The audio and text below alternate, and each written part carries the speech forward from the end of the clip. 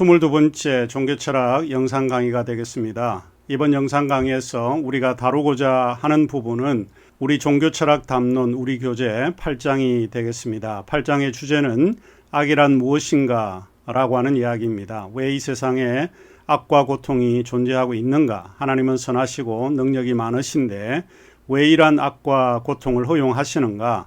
기독교 유실론이 여러 비유실론자들에 의해서 공격을 받는 중요한 핵심적인 내용이 바로 이 악과 고통의 문제입니다. 그래서 이번 강의에서 우리가 다루고자 하는 것은 두 가지입니다. 하나는 악에 대한 비유실론자들의 비판이 무엇인지, 또 어떻게 그 공격에 대해서 이야기를 할 수 있는지 그 문제를 하나 살펴보려고 하고요. 또 하나는 악의 유형들이 있습니다. 악이라고 하는 것은 여러 유형들, 자연적인 악이라든지 도덕적인 악이라든지 정신적인 악과 같은 이런 유형들은 어떤 방식으로 해서 전개가 되어지고 우리는 그것을 어떻게 이해해야 되는지 그 문제를 살펴보려고 합니다. 자, 그러면 우리가 영상을 듣도록 하겠습니다.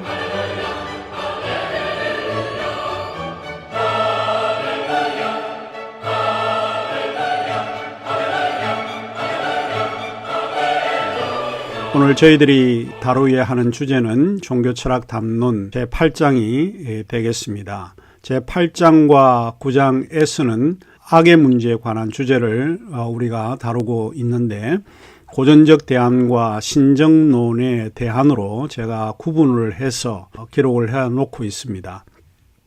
8장에서는 제가 고전적 대안을 취급하고 9장에서는 현대의 대안의 방식으로서 신정론의 대안을 취급했습니다. 그러면 오늘은 8장의 고전적 대안들만을 다루도록 하겠습니다.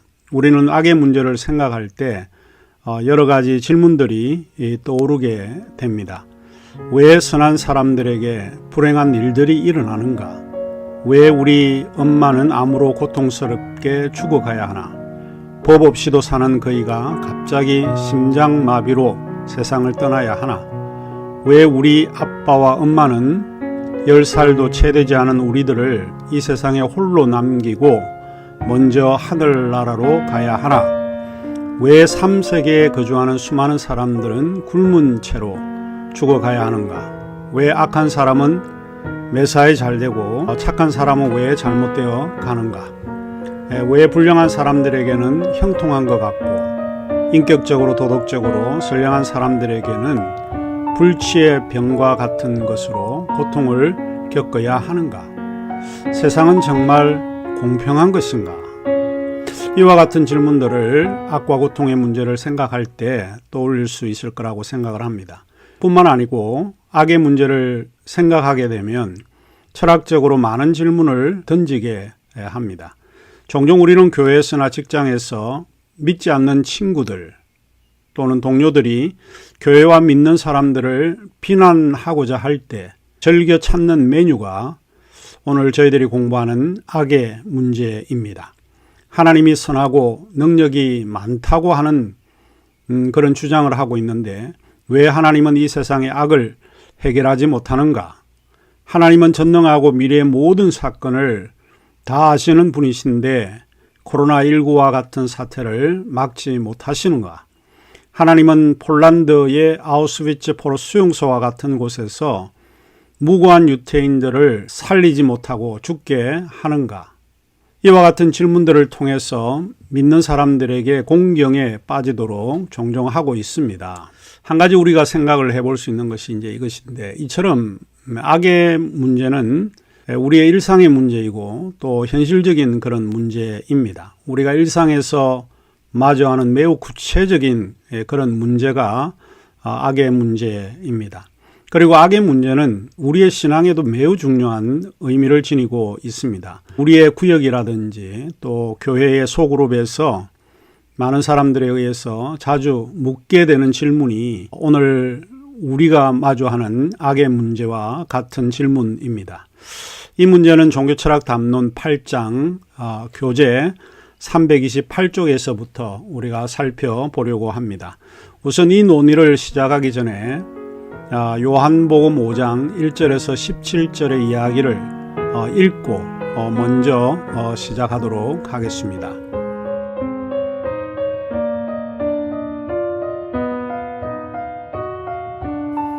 그 후에 유태인의 명절이 있어 예수께서 예루살렘에 올라가시니라. 예루살렘에 있는 양문 곁에 히브리 말로 베데스다라 하는 못이 있는데 거기에 행각 5이 있고 그 안에 많은 병자, 소경, 절뚝발이, 혈기 마른 자들이 누워 물의 동함을 기다리니 이는 천사가 가끔 못에 내려와 물을 동하게 하는데 동한 후에 먼저 들어가는 자는 어떤 병에 걸렸든지 낫게 됨이르라. 거기 38년 된 병자가 있더라. 예수께서 그 누운 것을 보시고 병이 벌써 오랜 줄 아시고 이르시되 네가 낫고자 하느냐. 병자가 대답하되 주여 물이 동할 때에 나를 못에 넣어줄 사람이 없어 내가 가는 동안에 다른 사람이 먼저 내려가나이다. 예수께서 가라사대 일어나 내 자리를 들고 걸어가라 하시니 그 사람이 곧 나아서 자리를 들고 걸어가니라. 이날은 안식일이니 유대인들이 병나은 사람에게 이르되 안식일인데 네가 자리를 들고 가는 것이 옳지 아니하니라. 대답하되 나를 낫게 한 그가 자리를 들고 가라 하더라 한데 저희가 묻되 너더러 자리를 들고 걸어가라 한 사람이 누구냐 하되 고침을 받은 사람이 그가 누구신지 알지 못하니 이는 거기 사람이 많으므로 예수께서 이미 피하셨음이라. 그 후에 예수께서 성전에서 그 사람을 만나 이르시되 보라 네가 나았으니 더 심한 것이 생기지 않게 다시는 죄를 범치 말라 하시니 그 사람이 유대인들에게 가서 자기를 고친 이는 예수라 하니라. 그러므로 안식일에 이러한 일을 행하신다 하여 유대인들이 예수를 핍박하게 된지라. 예수께서 저희들에게 이르시되 내 아버지께서 이제까지 일하시니 나도 일한다 하시매. 요한복음 5장에 이 38년 된 병자의 이야기는 이 세상에는 악과 고통의 문제가 우리의 인생에서 피할 수 없는 불가피한 것이라는 것을 보여줍니다. 저는 이 38년 된 병자를 종종 야구 경기에다 비유하곤 합니다. 여러분은 야구에 취미가 있거나 야구를 좋아하시는지는 잘 모르겠지만 저는 야구를 굉장히 좋아하는 편입니다. 아마도 야구 매니아 속에 속한다고 볼 수 있습니다. 저는 요한복음에 나오는 이 38년 된 병자는 투 스트라이크 노볼의 인생이라고 부릅니다. 그는 38년 동안 병석에 누워 있었고 어떤 병인지는 알려지지 않지만 분명한 사실은 그가 걸을 수 없다는 것입니다. 아마도 그는 자신의 처지에 대해서 남모를 고통 속에서 한 맺힌 인생을 원망하고 세월을 보내지 않았을까 짐작을 해봅니다. 이미 그는 2개의 스트라이크를 먹고 시작을 합니다. 보통 타자가 타석에 들어서게 되면 노 스트라이크 노볼로 시작을 합니다. 출발점이 다 똑같습니다. 하지만 이 38년 된 병자는 이미 2개의 스트라이크로 시작을 하니 경쟁하는 사회나 공동체에서 불리하고 피해가 적은 타자일 수 있습니다. 이 38년 된 병자의 이야기는 이 세상이 불평등하고 동일한 조건에서 인생이 출발하지 않음을 말해주는 이야기가 아닐까 싶습니다. 누구는 정상인으로 태어나고 누구는 불구자로 태어나는가? 어떤 사람은 편안하고 부유한 가정에서 출생해서 잘 먹고 훌륭한 교육을 받고 성장하지만 어떤 사람은 교육이나 의료 혜택을 받지 못하고 성장을 하는 사람이 또 있습니다. 어떤 사람은 엄마 찬스, 아빠 찬스를 사용할 수 있지만 어떤 사람에게는 아무런 찬스가 없는 그런 류의 사람들도 우리에게는 있습니다. 오늘은 이 악의 문제를 다루면서 악의 한 형태인 고통의 문제를 기독교 신앙적 입장에서 다루어 보고자 합니다. 기독교 신앙적 입장에서 악과 고통의 문제는 9장 마지막 부분에서 제가 언급을 해 두었습니다. 먼저 우리는 악의 문제에서 비유실론자들의 비판에 직면해야 한다는 것입니다. 여기서 비유실론자라고 칭한 것은 무신론자와 자연주의자, 즉 신을 믿지 않는 사람을 지칭해서 사용하는 말이기도 합니다. 비유신론자들이 던지는 물음은 이것입니다.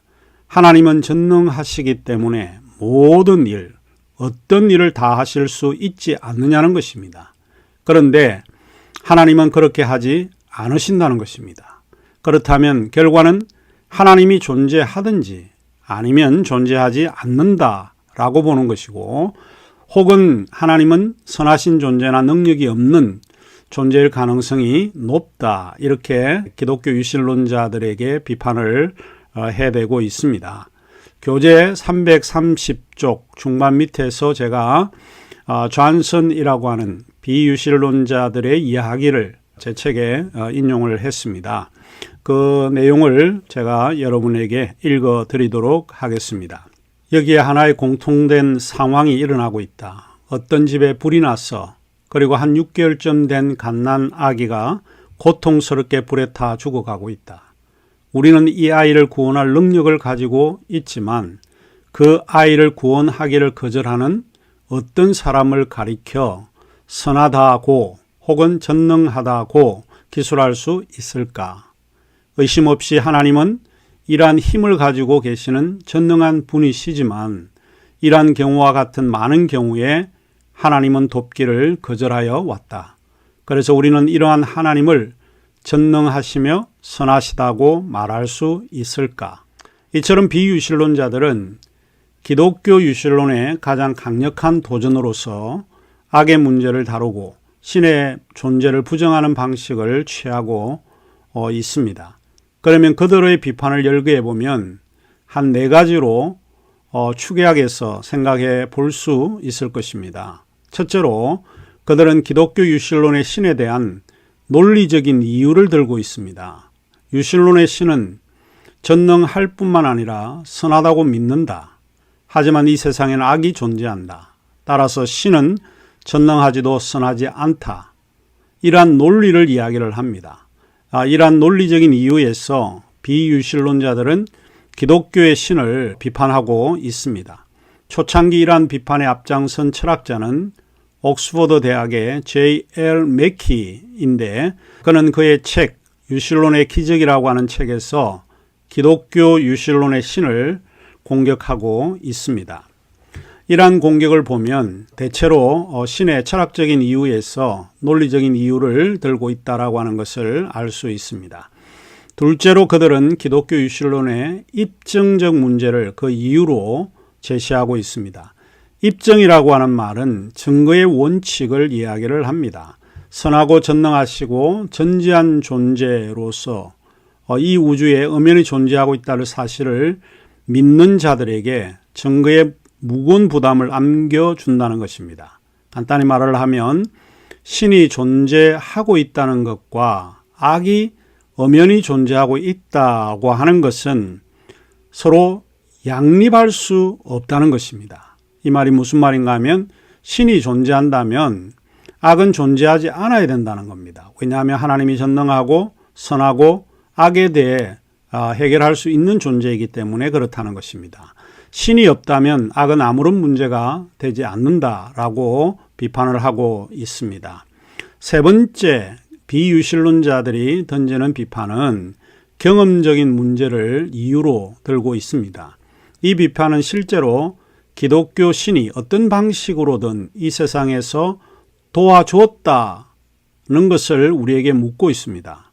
데이비 휴먼 영국의 경험자로서 이 문제에 신랄한 비판을 가하는 철학자 중에 한 사람입니다.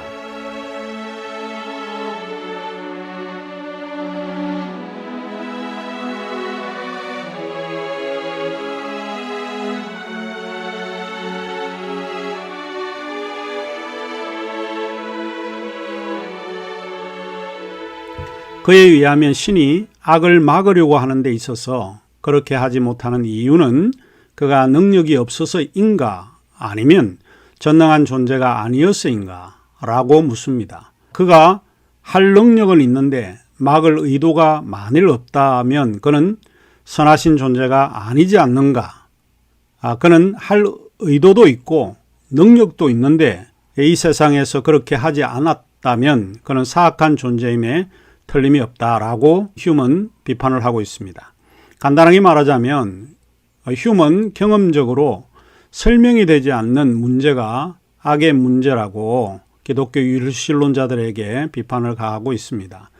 마지막 비판은 현실적인 문제에서 그 이유를 들고 있는데 우리의 현실을 들여다보면 신은 아무런 도움이 사실 되지 않는다라고 하는 것을 알게 된다는 것입니다.